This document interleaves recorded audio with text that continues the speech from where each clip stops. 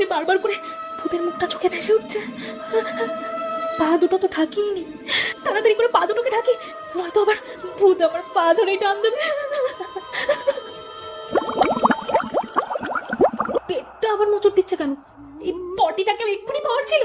না না, যেই করে হোক আজকে পটিটাকে চেপে রাখতেই হবে। আজকে আমি কোনো মতো বাথরুমে যাবো না। বাথরুমে গেলেই যদি ভূত আবার আমাকে ধরে নেয়। কি হলো? আমি হাত পা নাড়াতে কেন পাচ্ছি না? মনে হচ্ছে আমার সারা শরীর অবশ হয়ে আসছে। কি হচ্ছে এটা? কি হচ্ছে?